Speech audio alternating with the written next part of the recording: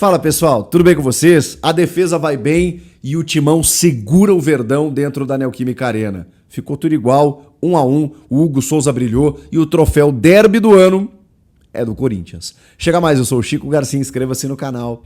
Claro que eu tô fazendo uma figura aqui, né? No campeonato à parte dos derbys na temporada, até falei em oitavo, né? Que eram 7 até então no vídeo anterior, mas não, gente. Foi o 7º derby e o Palmeiras venceu o do primeiro turno, aquele do Campeonato Brasileiro disputado na Arena Barueri. De resto, só deu Corinthians ou empate. Além do que, o Corinthians tem 2 grandes triunfos, que são o do título paulista e o da eliminação do Palmeiras na Copa do Brasil, fazendo com que o Corinthians avançasse. E tem uma vantagem consolidada aí para poder pelo menos chegar até a semifinal da competição. Então, na disputa anual de 2025 do Corinthians com o Palmeiras, é óbvio que o Corinthians levou a melhor. Agora, falando especificamente desse jogo, problemas, hein? Problemas. O Palmeiras jogou melhor. O Palmeiras merecia a vitória, se é que dá pra gente colocar dessa maneira, em termos de justiça. Acho que o Palmeiras criou as melhores chances, tanto que o Hugo Souza foi um dos destaques do jogo. E até vazou um vídeo aí dele reclamando do troféu craque do jogo aí, entregue ao Flaco Lopes. Que eu concordo, né? Porque, pô, se a gente fosse dar pra alguém do Palmeiras, seria pro Vitor Roque, né? Ele jogou muita bola, o Vitor Roque. Foi o principal jogador do time. E o Hugo Souza, pra mim, foi o cara que garantiu esse empate. Especialmente naquele chute do Maurício. Mas em outras defesas, em outras intervenções, foi um cara super importante no jogo. O Palmeiras foi dominante, gente. Dominante até os 15 minutos iniciais, quando o Charles comete um pênalti absolutamente ridículo, infantil. Já tem um quiprocó ali acho que é do André Ramalho com o Vitor Roque, e aí quando a bola chega no Flaco, o Charles calça o Flaco dentro da área. Surreal. Mas aí tem um histórico bom, né, importante do Hugo Souza, em pênaltis, inclusive, contra o Palmeiras. Né? Pegou contra o Estevão, contra o Rafael Veiga. Foi o Vitor Roque para a bola, o Tigrinho, e que pênalti bem batido.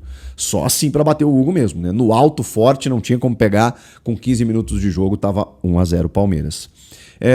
O Corinthians estava com muita dificuldade de chegar ao ataque. O Memphis estava uma rotação abaixo. Vale lembrar que ele está voltando de lesão e ficou um mês praticamente fora dos gramados, então ele parecia estar carregando uma geladeira nas costas. Né? Não sei se vocês tiveram essa sensação. Ele tentou segurar a bola em alguns momentos no ataque e a marcação do Palmeiras ela foi muito forte. Assim. Eram 2, 3 cercando cada jogador do Corinthians. O Palmeiras ele tem uma média de idade que baixou, por vários jogadores que foram liberados, e uma intensidade de jogo que é muito difícil de você jogar contra. O perde-pressiona do Palmeiras, ele é fantástico.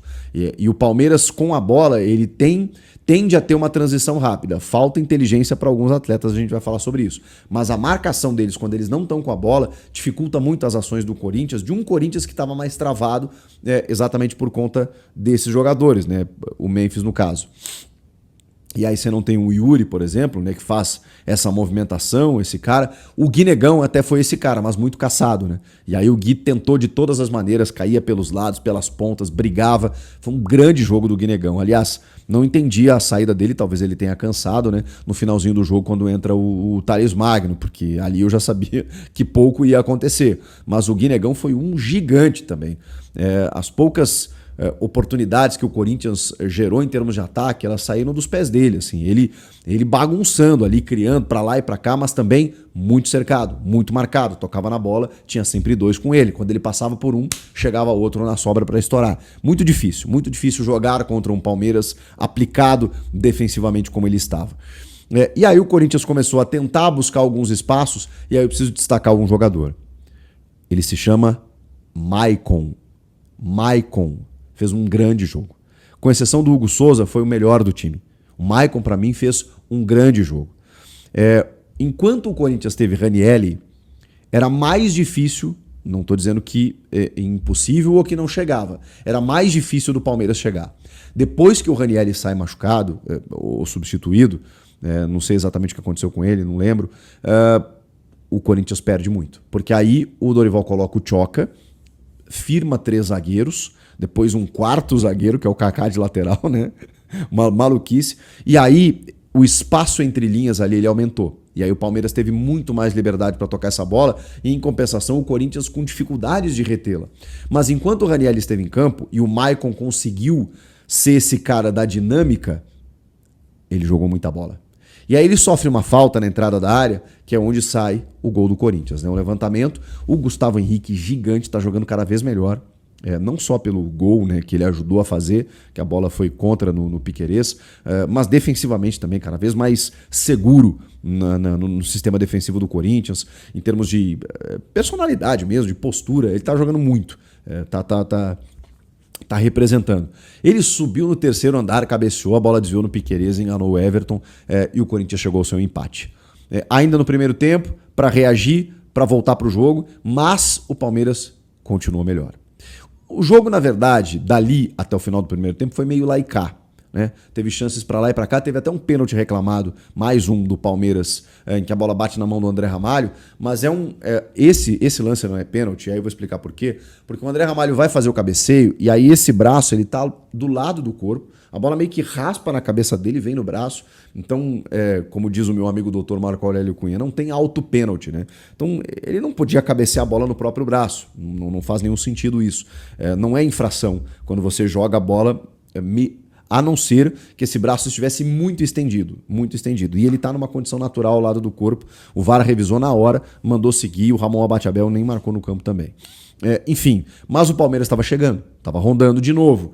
Tava rondando de novo, para lá e para cá. O Felipe Anderson fez uma grande jogada.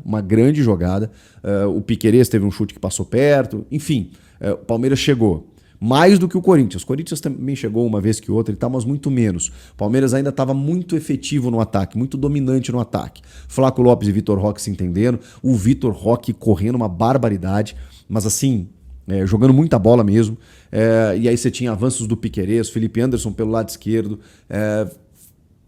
Jogo muito bom do Palmeiras no primeiro tempo. Termina 1-1.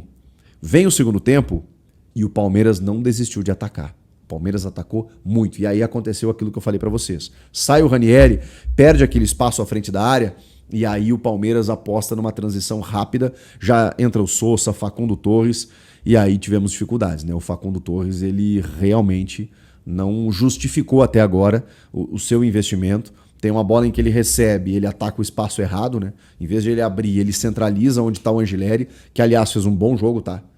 O Angileri tinha perdido espaço porque o Matheus Bidu cresceu, mas o Angileri fez um excelente jogo, na minha opinião. Defensivamente e quando subiu também. O Facundo Torres não conseguiu fazer leituras táticas corretas, não conseguiu melhorar a sua tomada de decisão. E o Corinthians também se travou dentro da área mais posicionado e se preparou, se prontificou para esperar o Palmeiras, porque na entrelinha não estava conseguindo segurar. Então, o Palmeiras chegava muito perto da área do Corinthians, e aí o Corinthians estava pisando na área, mas muito bem posicionado. Então, estava difícil mesmo para o Palmeiras entrar. O André Ramalho, o Gustavo Henrique, o Choca no segundo tempo, mais o Kaká na direita, que entrou no lugar do Charles para ser o lateral. Aí o Dorival coloca o Rian também no meio, com o Rian no lugar do Maicon, né? E aí ele tinha o Rian, o Bidon, que também fez um bom jogo, menos do que o Maicon, mas fez um bom jogo, com o Garro, que estava um pouco mais sumido no jogo, mais sumido em relação àquilo que a gente espera do Garro e sabe do que o Garro pode fazer, com o Memphis e o Guinegão lá na frente. Depois entra o Thales Magno e o Vitinho também entra no final ali no lugar do Memphis, para tentar fazer algumas jogadas, e ele até consegue agredir um pouco mais o Palmeiras nos minutos finais, porque aí era um Corinthians que conseguiu segurar um pouco a bola. Botou gás novo, o Vitinho é um cara da condução, então ele pegava a bola e partia para frente, e o Corinthians criou algumas oportunidades na reta final até para tentar finalizar, e aí só que aí se amarrou muito já nos acréscimos, ficou trocando passe e o juiz terminou o jogo. Mas se tivesse um pouquinho mais de ousadia ali, poderia ter beliscado um segundo gol, porque ali naquele momento talvez o Corinthians pudesse conquistar a vitória. Agora, no todo, o Palmeiras foi superior. Em termos de volume, de domínio, de posse, de construção de jogo, é nisso que eu estou falando. Acho que o Corinthians fez um jogo que podia fazer. É um adversário que está numa outra prateleira no campeonato, a gente precisa entender isso. né? O Corinthians hoje está em meio de tabela, o Palmeiras está disputando o título. E aí contou com o tropeço do Flamengo diante do Grêmio, mas o Cruzeiro ganhou, e aí o Palmeiras caiu para terceiro, mas o Palmeiras tem 2 jogos a menos.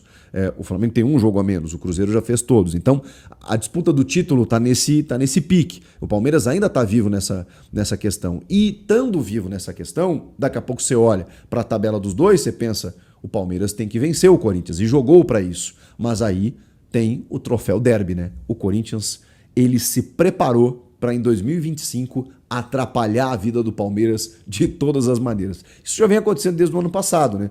Quando o Palmeiras estava lá podendo disputar o título e tal, e aí o Corinthians numa draga, fugindo da zona do rebaixamento, aquele 2-0 da cabeça de porco, que marca a arrancada do time na reta final do Campeonato Brasileiro. Então, o Corinthians tem atrapalhado a vida do Palmeiras recentemente, e o Palmeiras não tem conseguido levar essa vantagem, pelo menos do ano passado para cá.